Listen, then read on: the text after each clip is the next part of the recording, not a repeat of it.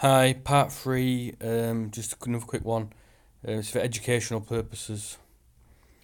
I believe you've got to put on now if it's made for kids or not. It's well, it's not, but it is. It's made for everybody. Why does it have to discriminate against who you are? Yeah, it's geometry, for goodness sake.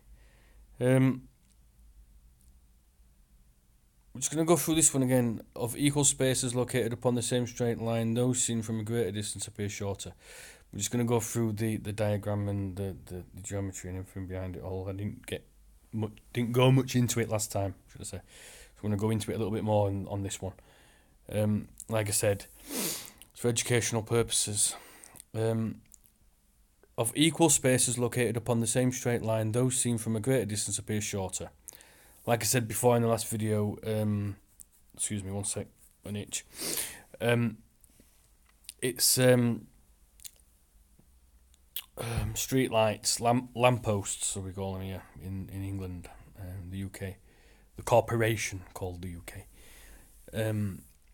We call them lampposts. You might want to call them street lights, whatever. Street furniture, if you want to call them. We know they're the same height. We know if they're equally distant apart, the same distance between each one, and they're all the same height. If they're looking down a long, straight, level road, they appear to get smaller as they get towards the end of the road. This is just basically demonstrating that, and that's figure 4, which is the one here in the middle. If you excuse me, I'm going to be going up and down like this just to show you what's going on. So let AB, BG, and GD. So AB, BG, and GD, yeah, all along the top. That represents equal spaces upon one straight line. So the A, B, G, and D, they're your street lights, right? Hang on. I zoomed in a bit too far there. So they represent equal spaces upon one straight line. And let the perpendicular AE be drawn upon. So the perpendicular AE. Yep. Which let E represent the eye. So E's the eye. Yeah.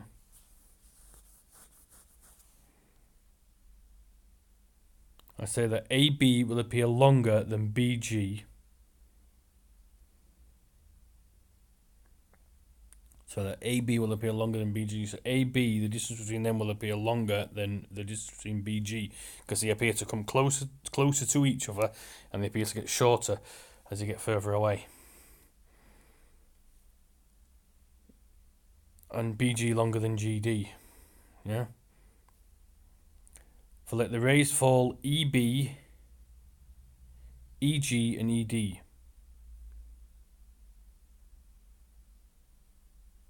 Yep.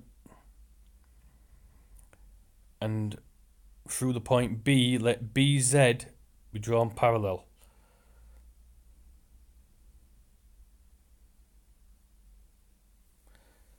To the straight line.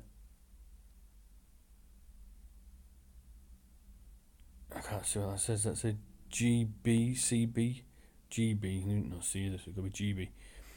Now A to Z is equal to E to Z. For since parallel to GE, one side of the triangle AEG, so A down to E up to G is a triangle. The straight line B to Z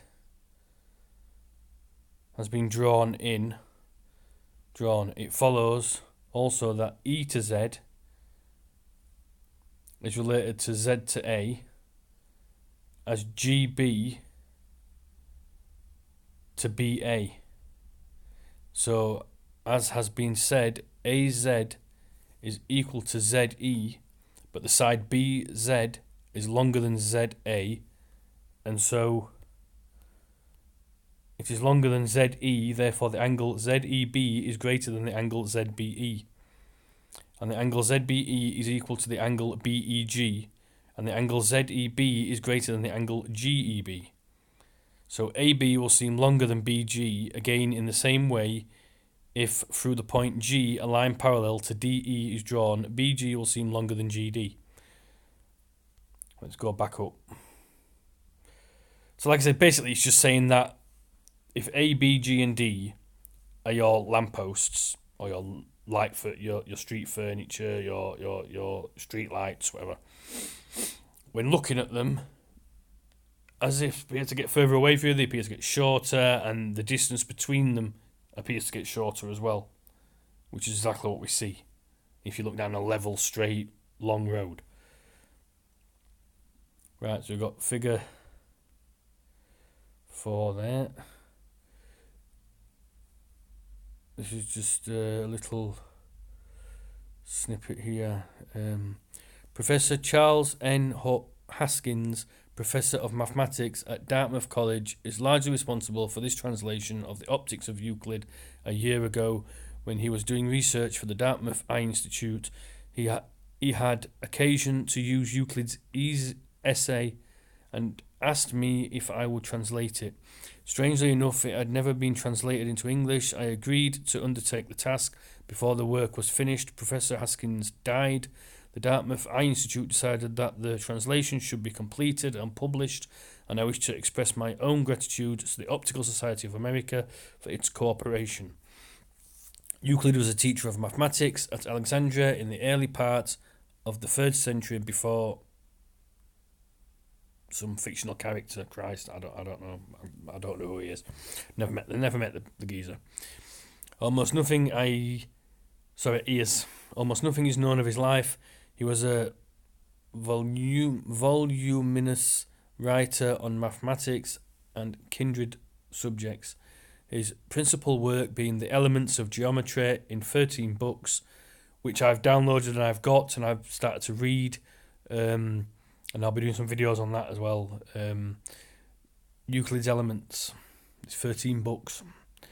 The Optics is an essay on the mathematics of optics. It is extant in 2 forms. One written by Euclid himself, the other a recension by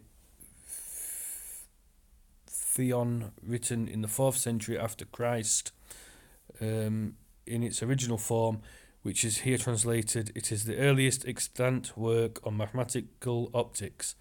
Professor Burton died on March 20th, 1945. 45 or 43? Oh, can't see properly. It's a bit. Before his translation of the optics was set up in galley proof. His colleagues, in seeing the translation through the press, have endeavoured only to secure in printed form the exact reproduction of Professor Burton's typewritten manuscript. Well, yeah, that's just a little bit of thing there, but let's see what we're going on to the next one here. Next, objects of equal size, unequally distant, appear unequal, and the one lying nearer to the eye always appears larger.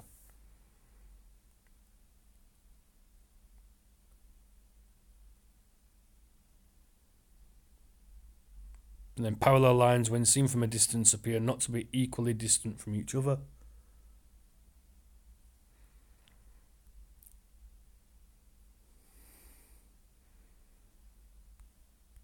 And then we'll be going on to objects of equal size upon the same straight line, if not placed next to each other, and if unequally distant from the eye, appear unequal. And then lines of equal length and parallel, if placed at unequal distances from the eye, are not seen in proportion to the distances. We'll be doing these ones next. We've got figure 5, and 6, 6a and 7. We'll be doing them in the next couple of videos. Maybe figure 8. There we go, figure 8 as well. Thanks for watching this one. This was part 3, I think. I'm hoping to do another one now before I have to go. Thanks.